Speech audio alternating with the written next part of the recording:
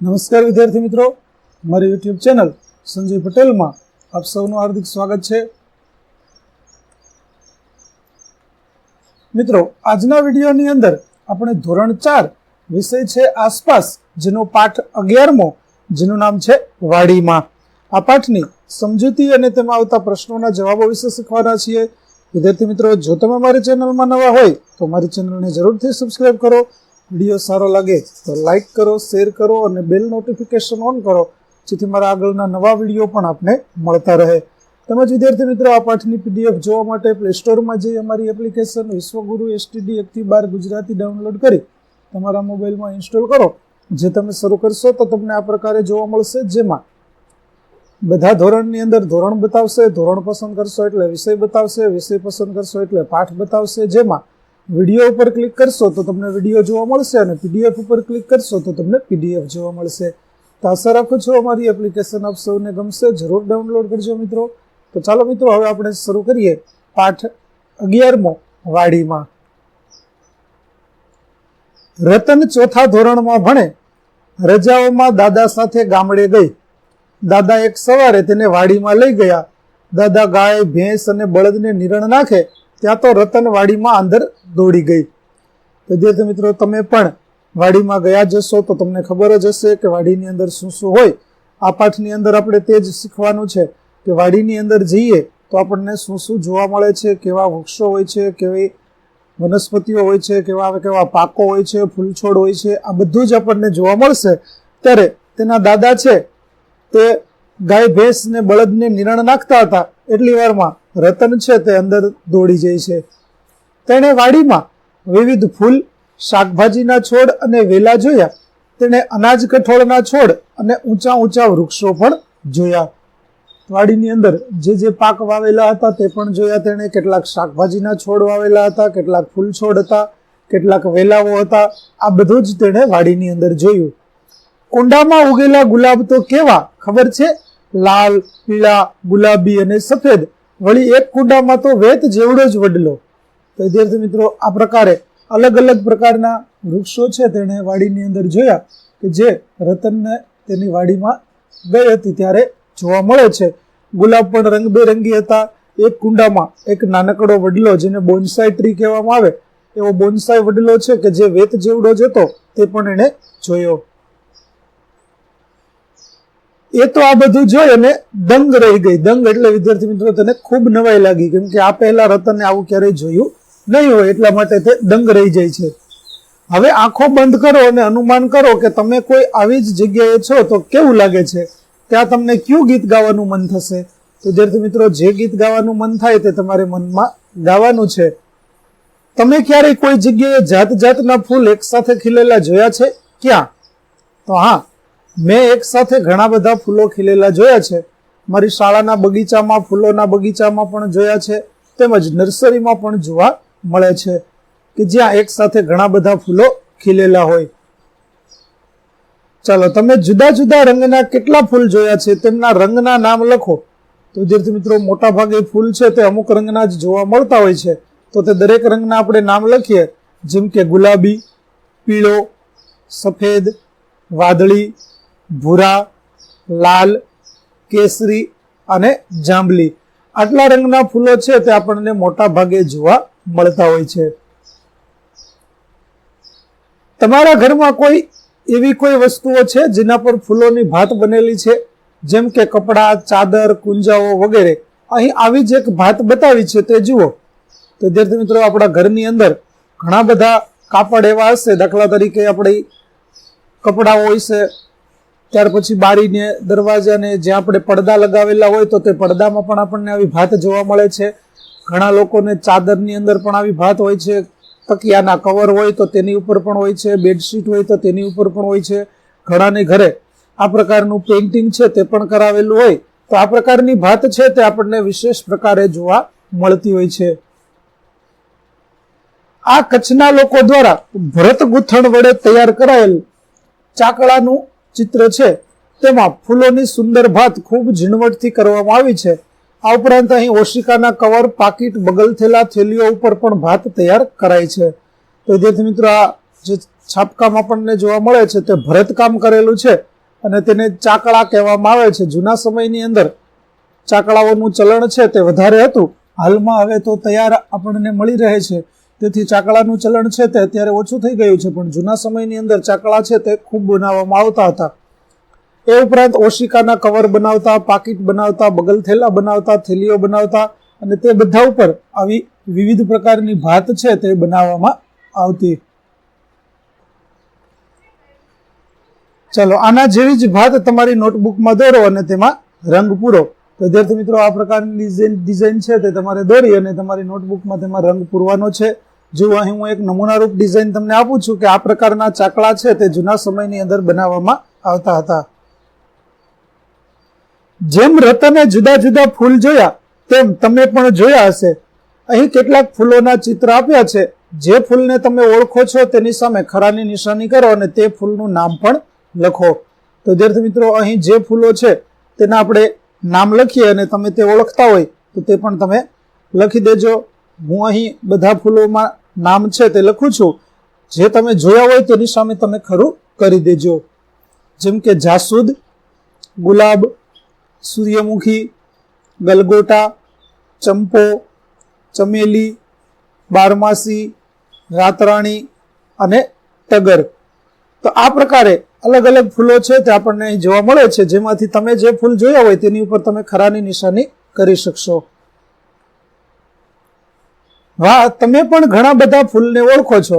હવે અહીં ઉપર આપેલ ચિત્ર સિવાયના તમે બીજા જે ફૂલ જાણતા હોય તેવા બીજા 2 નામ કોષ્ટકમાં લખવાના છે. અહીં આપણને કેટલીક વિગત આપેલી છે, તે વિગતને આધારે આપણે લખીશું. જેમ કે વૃક્ષ ઉપર ખીલતા હોય તેવા ફૂલનું નામ, તો વૃક્ષ ઉપર ગુલમહોર અને ચંપો કે જે વૃક્ષ ઉપર ખીલે છે. છોડ ઉપર ખીલતા હોય તેવા તો બારમાસી અને ગુલાબ. વેલા ઉપર ખીલતા હોય તેવા તો રાતરાણી અને મધુમાલતી. પાણીમાંના છોડ પર ખીલતા હોય તેવા તો કમળ અને પોયણું. રાત્રે જ ખીલતા હોય તેવા ફૂલ તો રાતરાણી અને પારિજાત. દિવસે ખીલે અને રાત્રે બંધ થઈ જાય તેવા ફૂલમાં કમળ અને સૂરજમુખી આવશે. સુગંધ માત્રથી ઓળખી શકાય તેવા ફૂલ તો ગુલાબ અને મોગરાને આપણે સુગંધથી જ ઓળખી જઈએ. આખું વર્ષ ખીલેલા રહે તેવા ફૂલ તો બારમાસી અને ગલગોટા. તો વિદ્યાર્થી મિત્રો, આખું વર્ષ ખીલેલા રહે તેનો મતલબ આખા વર્ષ દરમિયાન તે ફૂલ તમને છોડ પર જોવા મળતા હોય છે. બાકી ફૂલ તો આખું વર્ષ ખીલેલું રહેતું નથી. અમુક સમય થાય ત્યારે તે કરમાઈ જતું હોય છે, પણ 12 મહિના તમને બારમાસી ઉપર અને ગલગોટા ઉપર ફૂલો જોવા મળે છે, એટલા માટે તે આપણે લખ્યા છે. ત્યાર પછી ફક્ત અમુક મહિનાઓમાં જ ખીલતા ફૂલ તો તેમાં આવશે કેસુડો અને ગુલમહોર કે જે ખાસ કરી અને ફાગણ મહિનાની આસપાસ આપણને ફૂલ છે તેના જોવા મળે છે, એ સિવાય જોવા મળતા નથી. ત્યાર પછી આગળ જઈએ. હા, તમે તો ઘણી જાણકારી ધરાવો છો, તો એ કહો કે એવા કોઈ વૃક્ષો અથવા છોડ છે જેને ક્યારેય ફૂલ આવતા જ નથી, તે શોધો અને નામ લખો. તો હા, મહેંદી અને હંસરાજ નામના છોડ પર અને મની પ્લાન્ટ અને નાગરવેલ જેવા તેમજ આસોપાલવના વૃક્ષ પર ક્યારેય ફૂલ આવતા નથી. તો આ કેટલાક એવા છોડ કે વૃક્ષો છે જેની ઉપર ક્યારેય ફૂલ આવતા નથી. ચાલો, આવું કેમ? ફૂલ તોડવા નહીં, આવું તમે ઘણી બધી જગ્યાએ બોર્ડ લગાવેલું જોયું હશે. તમે ક્યારેય કોઈ જગ્યાએ આવું પાટિયું જોયું છે?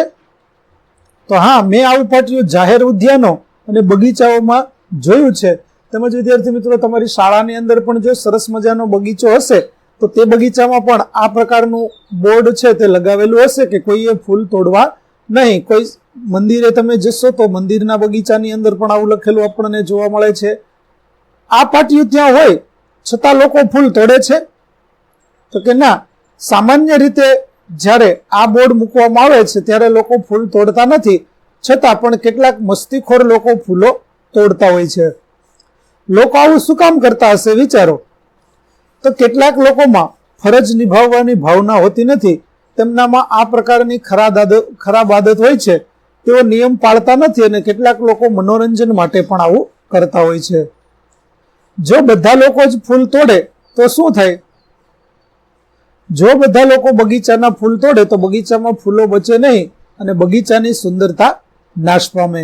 એટલે કે ફૂલ છોડ છે તેની ઉપર માત્ર છોડ રહે, ફૂલ રહે નહીં, તો બગીચાની જે સુંદરતા હોય તે સુંદરતા આપણને જોવા મળશે નહીં. તેમણે આમ કરવું જોઈએ? તો ના, તેમણે આમ ન કરવું જોઈએ, કારણ કે ફૂલો વાતાવરણને સુગંધીદાર બનાવે છે અને પર્યાવરણ અને બગીચાની શોભા વધારે છે, એટલા માટે ફૂલો તોડવા જોઈએ નહીં. ચાલો, ત્યાર પછી બગીચામાં જાઓ, કોઈ નીચે પડેલું હોય તો ફૂલ લઈ આવો અને આ ફૂલને ધ્યાનપૂર્વક જુઓ અને કહેવાનું છે.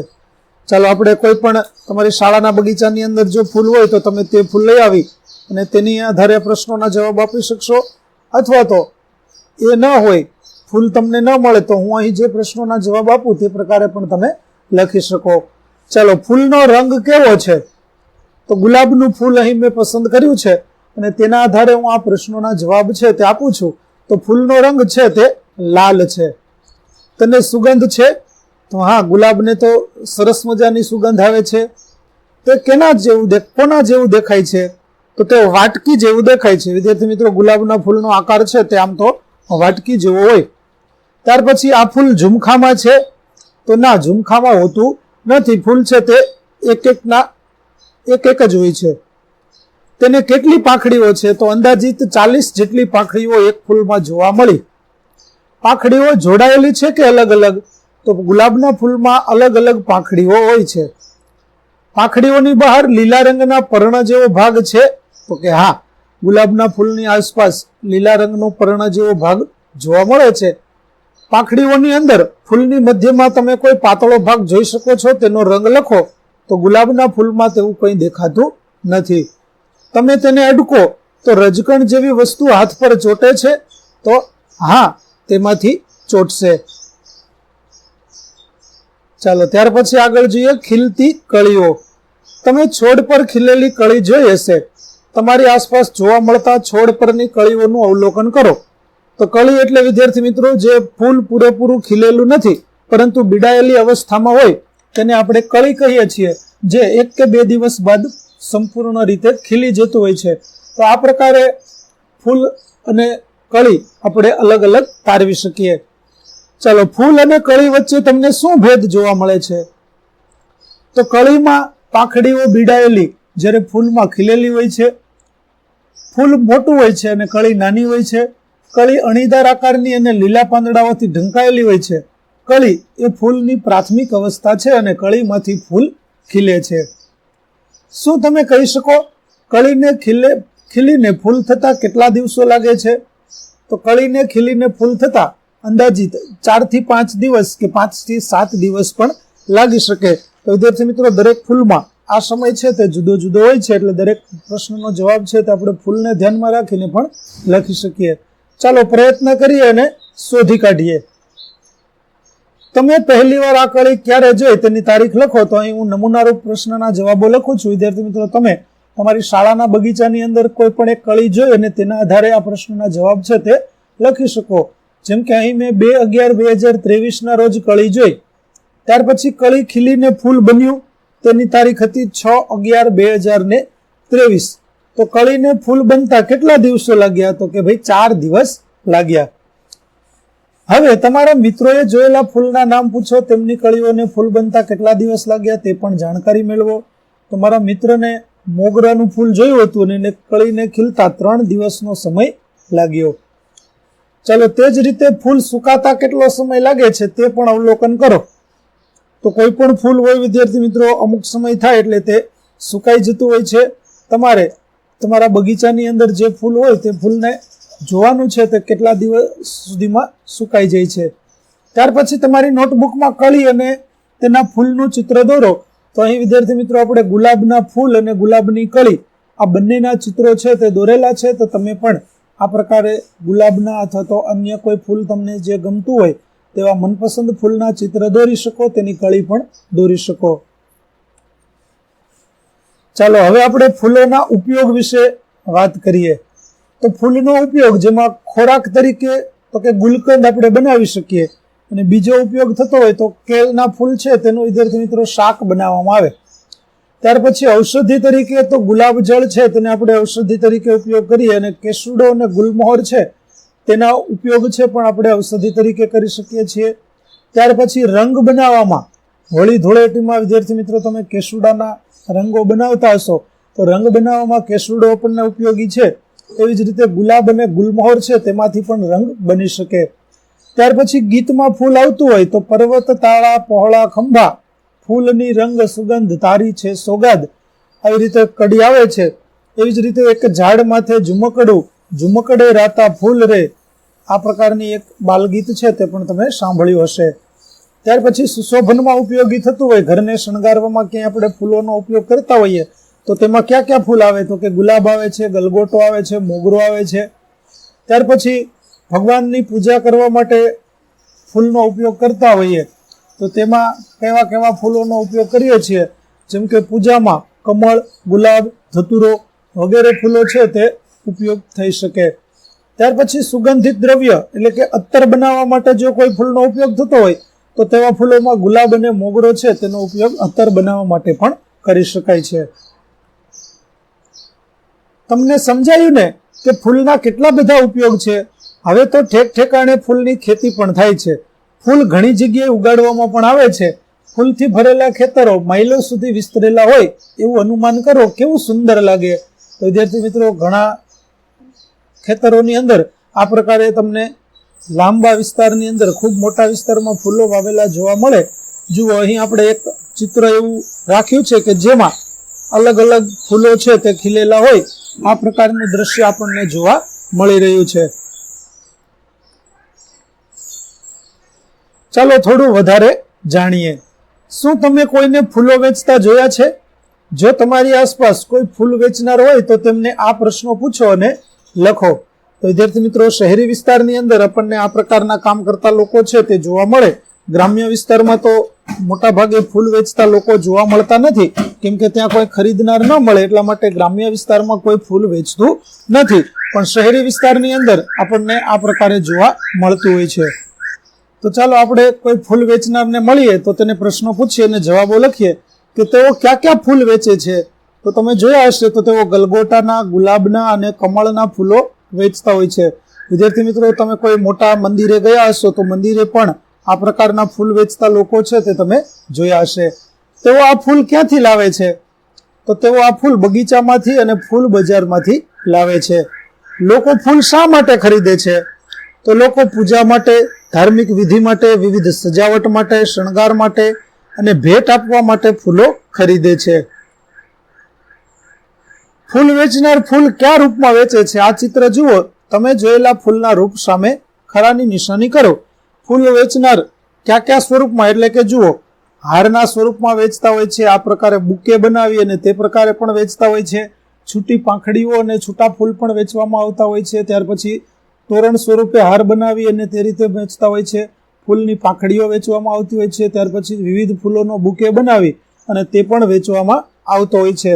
તો આ પ્રકારે વિવિધ પ્રકારના ફૂલો છે તે વેચાણ માટે આપણને બજારમાંથી મળતા હોય છે. ચલો, આ સિવાય ફૂલનું કોઈ બીજું રૂપ તમે જોયું છે? તો કે હા, ફૂલવાળા ફૂલોના ગજરા અને વેણી બનાવીને પણ વેચતા હોય છે. જે છોકરીઓ માથામાં વેણી નાખે છે તો એ વેણી પણ ફૂલોમાંથી બનાવી અને વેચાતી હોય છે. કેટલાક ફૂલ અલગ અલગ રૂપમાં ઉપયોગ થાય છે. જેમ કે ગુલાબ અને ગલગોટો હાર બનાવવા માટે ઉપયોગી છે અને છૂટક પાંખડીઓ પણ વપરાય છે. આ અલગ અલગ રૂપના ફૂલની કિંમત શોધી કાઢો. તો વિદ્યાર્થી મિત્રો, એક ફૂલ જો તમે લેવા જાઓ, દાખલા તરીકે ગુલાબનું એક ફૂલ લેશો તો તમને તે 5 કે 10 રૂપિયાનું મળશે, પરંતુ તેનો હાર લેવા જશો તો તે 20 રૂપિયાનો થશે અને એક પુષ્પગુચ્છ એટલે કે બુકે લેવા તમે જશો તો તે 50 રૂપિયાનું તમને મળશે. એટલે ફૂલની કિંમત છે તે અલગ અલગ સ્વરૂપ પ્રમાણે જુદી જુદી હોય છે. ચાલો, ફૂલ વેચનાર પુષ્પગુચ્છ કે ફૂલની જાળી કોઈની પાસેથી બનાવતા શીખ્યા છે? કોની પાસેથી? તો હા, તેઓ પુષ્પગુચ્છ કે ફૂલની જાળી બનાવતા તેમના વડીલો પાસેથી શીખ્યા છે. ત્યાર પછી તેમના કુટુંબના બીજા કોઈ સભ્યો આ કામ કરે તેવું તે ઈચ્છે છે? કેમ? તો હા, મોટા ભાગના ફૂલો વેચનાર ઈચ્છે છે કે તેમના પરિવારના કે કુટુંબના બીજા સભ્યો પણ આ કામ કરે, કારણ કે આમાં ઘણો ફાયદો છે. આનાથી તેઓ તેમનું ગુજરાન સારી રીતે ચલાવી શકે છે અને આ માટે તે વડીલો પાસેથી ઘણું બધું જાણી અને શીખી પણ શકે છે. ત્યાર પછી ચાલો પ્રવૃત્તિ કરીએ. પ્રવૃત્તિની અંદર આપણે 4-5 મિત્રોનું એક જૂથ બનાવી અને આ પ્રવૃત્તિ કરવાની છે. વૃક્ષ કે છોડ પરથી પડી ગયેલા ફૂલને વર્ગમાં લાવો. આ ફૂલ જૂના સમાચાર પત્ર વચ્ચે એકબીજાને અડે નહીં તે રીતે ફેલાવી દો. હવે સમાચાર પત્ર ઉપર ભાર મૂકો. ફૂલ સુકાઈ ન જાય ત્યાં સુધી દબાવી રાખો. ત્યારબાદ બધા ફૂલ સાચવીને લઈ લો અને સ્ક્રેપ બુક તૈયાર કરો. તમે આ સુકાયેલા ફૂલનો સુંદર કાર્ડ બનાવવા પણ ઉપયોગ કરી શકો છો. તો વિદ્યાર્થી મિત્રો, સરસ મજાની સ્ક્રેપ બુક છે તે તમારી તૈયાર થશે.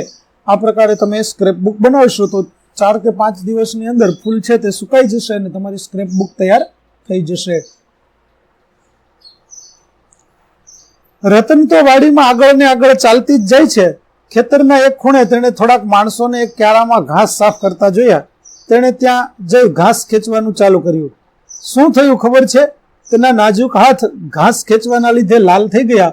ત્યાં ઘાસ ખેંચતા કેટલાક મૂળ પણ ખેંચાઈ આવ્યા. તો જુઓ, રતને કેટલાક છોડ છે તે ઉપાડ્યા અને તે છોડની સાથે સાથે તેના મૂળ છે તે પણ બહાર આવે છે. શું તમે કહી શકો કે બધા જ છોડને મૂળ હોય છે? તો હા, બધા જ છોડને મૂળ હોય છે. તમારી આજુબાજુ થોડા વૃક્ષો અને છોડ જુઓ. તેમના મૂળ કેટલા ઊંડા અને ફેલાયેલા છે તેનું અનુમાન કરો. તો મૂળનું મુખ્ય કાર્ય વૃક્ષ અને છોડને આધાર આપવાનું છે. વૃક્ષના મૂળ જમીનમાં બહુ ઊંડે સુધી જાય છે, જ્યારે છોડના મૂળ જમીનમાં ઊંડે જતા નથી, તે જમીનની આજુબાજુ ફેલાયેલા હોય છે. ત્યાં રતને જોયું કે રામજીભાઈ મૂળા ખેંચીને બહાર કાઢતા હતા. રતનને રામજીભાઈને પૂછ્યું તો તેમણે કહ્યું કે બેટા, આ મૂળા છે અને તે પણ મૂળ જ છે. ત્યાં અચાનક એકદમ વરસાદ શરૂ થયો. ભારે પવન સાથે વરસાદ હોવા છતાં ખેતરના કિનારે ઉભા વૃક્ષો તો અડીખમ ઉભા હતા. તો વિદ્યાર્થી મિત્રો, રામજીભાઈ છે તે મૂળા ઉપાડે છે અને રતન તેને પૂછે છે કે આ શું છે? તો તેઓ કહે છે કે આ મૂળા છે અને તે પણ એક પ્રકારનું મૂળ જ છે. તો આ પ્રકારે એટલી વારમાં જ અચાનક વરસાદ શરૂ થાય છે અને રતન છે તે આજુબાજુમાં જુએ છે તો કેટલાક મોટા વૃક્ષો છે તે તો વરસાદમાં પણ અડીખમ ઉભા છે. ભારે પવન હોવા છતાં વૃક્ષ કેમ પડ્યું નહીં? અનુમાન કરો. તો વૃક્ષને જમીન પર ઊભું રહેવા માટે મૂળ આધાર આપે છે. આમ મૂળ એ વૃક્ષને જમીન સાથે જકડી રાખે છે. ભારે પવન હોવા છતાં જમીનમાં રહેલા વૃક્ષના મૂળના આધારના કારણે વૃક્ષ પડ્યું નહીં. બીજો પ્રશ્ન છે, ઉગતા નાના છોડને પાણી મળતા જ તેના સુકાયેલા પાંદડા ફરી તાજા કેમ બની જતા હશે? તો ઉગતા નાના છોડને પાણી મળતા તે પાણી મૂળ દ્વારા છોડના વિવિધ ભાગોમાં પહોંચે છે. આ પાણી સુકાયેલા પાંદડામાં પહોંચતા તે ફરી તાજા બની જાય છે. તમારી આસપાસ કયા છોડને નિયમિત પાણી આપવું પડે છે? તો અમારી આસપાસ ઉગેલા તુલસી, ગુલાબ, ગલગોટો, કરેણ તથા બારમાસીના છોડને નિયમિત પાણી આપવું પડે છે. ખેતરમાં વાવેલા પાકના છોડને પણ નિયમિત પાણી આપવું પડે છે. રતનને પણ ખબર પડી કે તેના ઘરની આગળ ઉગેલા મોટા લીમડાને તેણે ઘણા સમયથી પાણી નથી આપ્યું. તેણે વિચાર્યું તો તે લીમડો ક્યાંથી પાણી મેળવતો હશે? તો વિદ્યાર્થી મિત્રો, નાના છોડ હોય તો તેને પાણીની જરૂર પડે છે, પરંતુ મોટા થઈ ગયેલા જે વૃક્ષો છે તેને બહુ પાણીની જરૂર પડતી નથી. તો તે ક્યાંથી પાણી મેળવતા હશે? રતનને આવો પ્રશ્ન થયો તો તમને પણ થયો હશે. તો ચાલો આપણે જોઈએ. તો આ લીમડો પોતાના મૂળ દ્વારા જમીનમાં રહેલ પાણી મેળવતો હશે, માટે તેને તમે કદાચ પાણી નહીં પાવ તો પણ તે મૂળ જમીનમાંથી પાણી ખેંચી અને પોતાનું ગુજરાન ચલાવશે. તમારી આસપાસના કયા વૃક્ષને નિયમિત પાણીની જરૂર નથી? તે ક્યાંથી પાણી મેળવે છે? તો અમારી આસપાસ ઉગેલા લીમડો, પીપળો જેવા વૃક્ષને નિયમિત પાણીની જરૂર નથી, કારણ કે મોટા વૃક્ષો તેમના ઊંડા મૂળ દ્વારા જમીનમાંથી પાણી મેળવે છે. ચાલો, નીચે આપેલા શાકભાજીના ચિત્ર જુઓ અને તેમાંના ક્યાં મૂળ છે તે શોધો. તો જુઓ, અહીં જે આપણને આપેલું છે તેમાં રીંગણ છે, ગાજર છે, દૂધી છે, ફુલાવર છે, ત્યાર પછી કોબીજ, મૂળા છે, ત્યાર પછી ટામેટા હોય તેવું લાગે છે, ગલકા છે, બીટ છે, કોબીજ છે. આ બધામાં મૂળ છે તેના આપણે નામ લખીએ તો ગાજર મૂળ છે, મૂળા મૂળ છે અને બીટ મૂળ છે. બાકી બધા છે તે ફળ છે.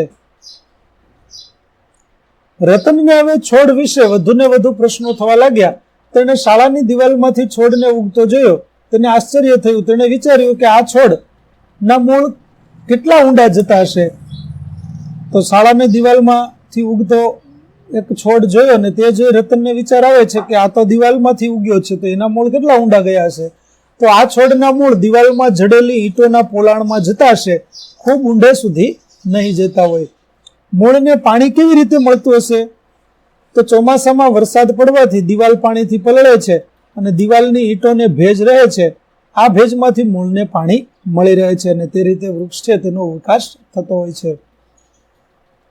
ચાલો, આ છોડ કેટલા મોટા થતા હશે? તો આ છોડ બહુ મોટા થતા નથી, કારણ કે તેનું મૂળ છે તે પણ નાનું હોય છે અને તે વધુ વિકસી શકતા નથી, કેમ કે જરૂરિયાત પ્રમાણેનું પાણી તેને મળતું નથી. એ સિવાય જો કે જમીન સાથે જોડાયેલું ન હોવાથી તેને પૂરતા પ્રમાણમાં પોષક તત્વો પણ મળતા નથી, જેના કારણે તેનો બહુ વિકાસ થતો નથી, એટલે તે ઊંચાઈમાં ખૂબ મોટા થતા નથી. ચાલો, આ દિવાલનું શું થતું હશે? તો દિવાલમાં છોડ ઉગવાથી તેમાં ભેજનું પ્રમાણ વધે છે અને લાંબા ગાળે દિવાલ નબળી પડી જાય છે. ઘણી વખત એવું બને કે દિવાલ મૂળના કારણે પડી પણ શકે છે. ચિત્રમાં આપેલા છોડનું નામ તમે કહી શકો? તો ચિત્રમાં આપેલ છોડ છે તેનું નામ બોગનવેલ છે. તમે આવી રીતે દિવાલની તિરાડમાંથી છોડ ઉગતો જોયો છે? ક્યાં જોયો છે? તમને કયા કયા પ્રશ્નો થયા? પ્રશ્નોના જવાબ તમારા વડીલો પાસેથી જાણી અને તમારે નોંધવાના છે. જેમ કે, હા, મારા ઘરની સામેના ભાગમાં એક દિવાલ છે. આ દિવાલની તિરાડમાં છોડને ઉગતો મેં જોયો છે.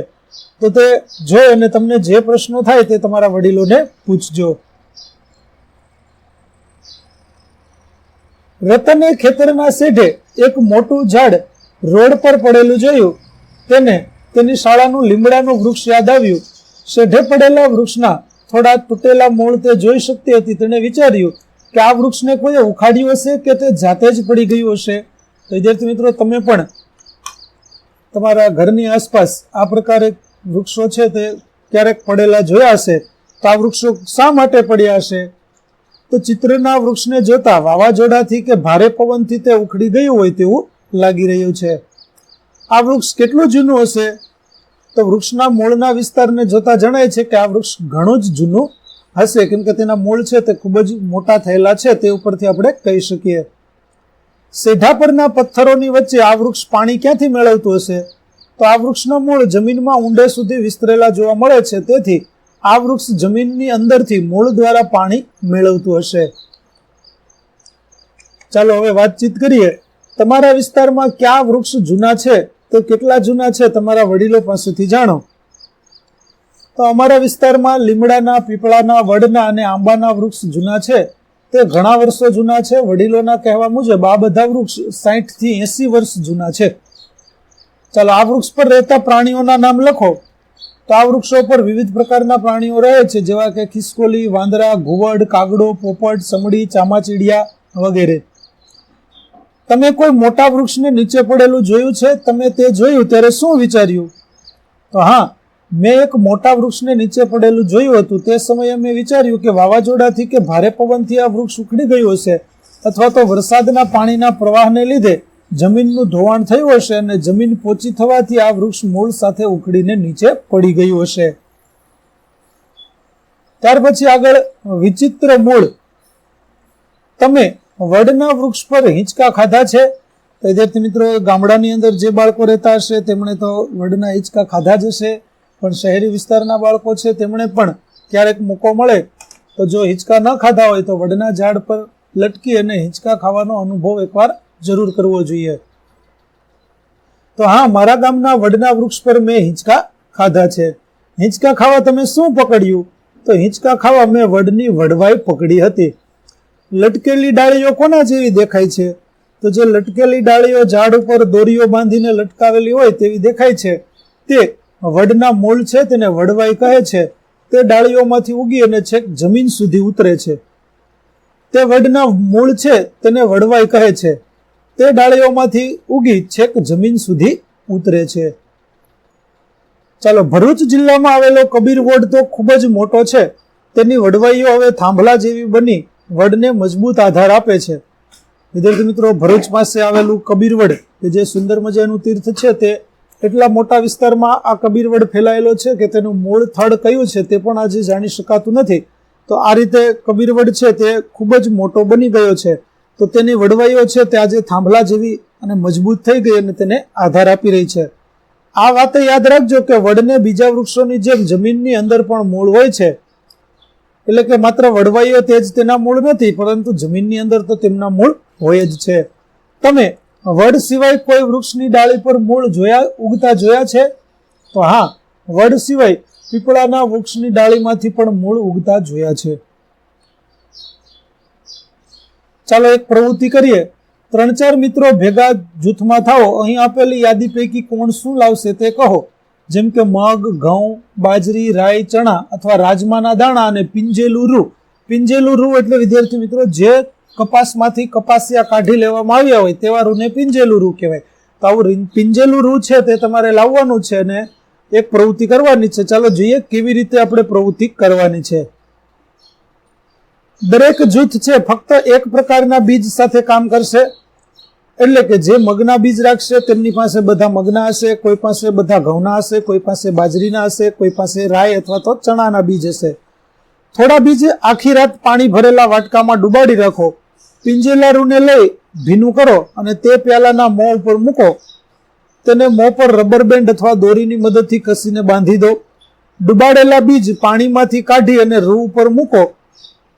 તમારે ધ્યાન રાખવાનું કે રૂ સુકાઈ જાય નહીં. હવે પછીના 10 કે 12 દિવસમાં થતા બદલાવનું અવલોકન કરો. વિદ્યાર્થી મિત્રો કેવી રીતે પ્રવૃત્તિ કરવાની છે તો ચાલો આપણે જોઈએ, આખી પ્રવૃત્તિને સમજીએ. કે સૌપ્રથમ જે આપણે બીજ લીધા છે તે બીજને એક આખી રાત વાટકામાં આપણે પાણી ભરી અને પલાળી રાખવાના છે. ત્યાર પછી રૂ લઈ અને તેને ગ્લાસ ઉપર મૂકવાનું છે અને ગ્લાસમાં ભરવાનું છે પાણી. રૂને ભીનું કરી દો.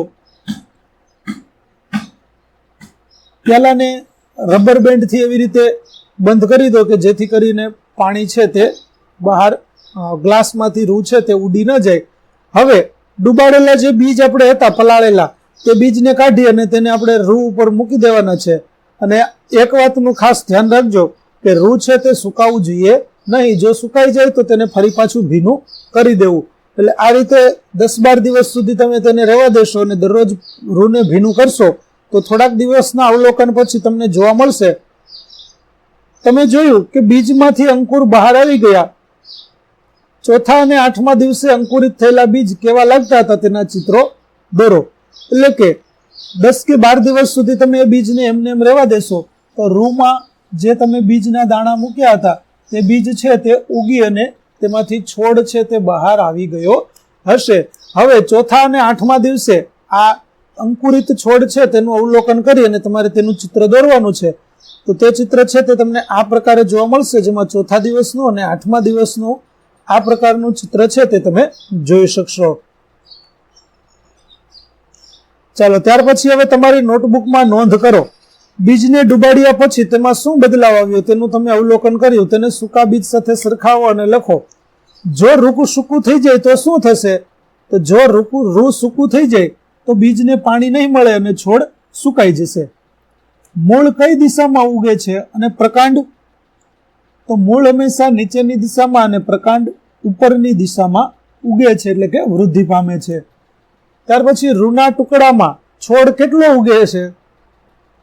તો રૂના ટુકડામાં છોડ અંકુરિત થાય છે પરંતુ વધારે મોટો થઈ શકતો નથી, કારણ કે તેને જરૂરી પોષક તત્વો જો જમીન હોય તો જ મળે. રૂમાંથી પોષક તત્વો મળતા નથી એટલે છોડ ઉગે છે પરંતુ વધારે વિકસી શકતો નથી. બધા બીજમાંથી નાના છોડ બહાર આવ્યા? તો ના, બધા બીજમાંથી નાના છોડ અંકુરિત થઈ બહાર આવ્યા નથી. કેટલાક ઉગ્યા છે, કેટલાક ઉગ્યા નથી.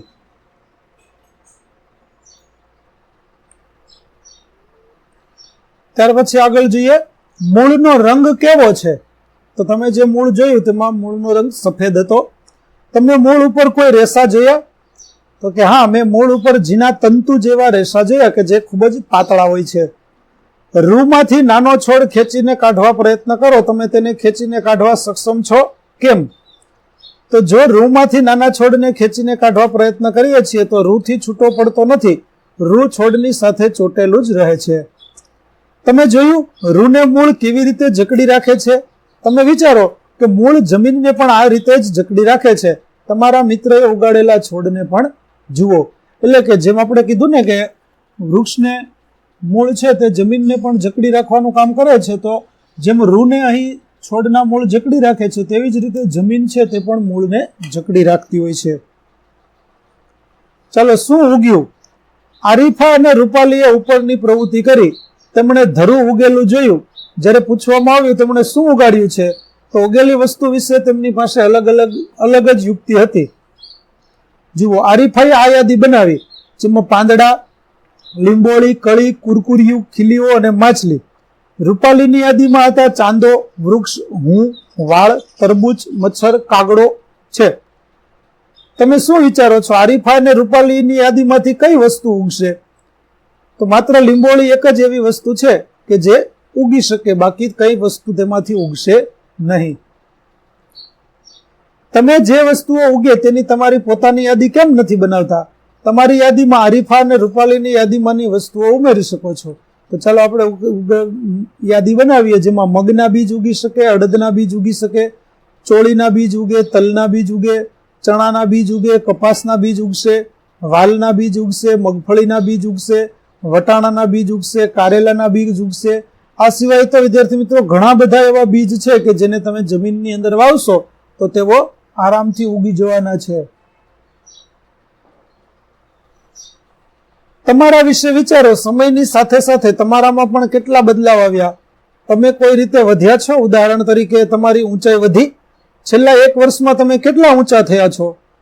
તો હા, મારી ઊંચાઈ વધી છે. છેલ્લા 1 વર્ષમાં હું લગભગ 5 ઇંચ જેટલો ઊંચો થયો છું. તમે તમારા નખ ક્યારેય કાપ્યા ન હોય તેવું અનુમાન કરો. તે કેવા દેખાય છે તે બતાવતું તમારી આંગળીઓનું ચિત્ર તમારી નોટબુકમાં દોરો. જો વિદ્યાર્થી મિત્રો તમે નખ કાપશો જ નહીં તો તે દરરોજ વધતા જશે, અને વધતા વધતા આ પ્રકારના ચિત્રમાં જુઓ, અહીં આપણને જોવા મળે છે. તો આ પ્રકારના મોટા મોટા નખ છે તે પણ આપણા થઈ શકે. અને તમારે આવી આંગળીઓ જેમાં લાંબા નખ હોય એ પ્રકારનું ચિત્ર છે તે તમારે નોટબુકમાં દોરવાનું છે. તો વિદ્યાર્થી મિત્રો, અહીં આપણો પાઠ 11 વાડીમાં ની સમજૂતી અને તેના પ્રશ્નના જવાબો છે તે પૂરા થાય છે. આગળના પાઠની સમજૂતી અને તેના પ્રશ્ન જવાબ મેળવવા માટે મારી ચેનલને જરૂરથી સબસ્ક્રાઇબ કરો. તેમજ પીડીએફ જોવા માટે પ્લે સ્ટોરમાંથી અમારી એપ્લિકેશન વિશ્વગુરુ STD 1 થી 12 ગુજરાતી ડાઉનલોડ કરો, જેમાં આપને ધોરણ 4 તમામ વિષયની સ્વાધ્યાય સોલ્યુશન, સ્વાધ્યાયપોથી સોલ્યુશન, વિડીયો તેમજ પીડીએફો મળી રહેશે, જે એકદમ ફ્રી છે, કોઈ પણ પ્રકારનો ચાર્જ નથી. તો જરૂરથી ડાઉનલોડ કરજો. ફરી મળીશું નવા વિડીયો સાથે. ત્યાં સુધી આવજો.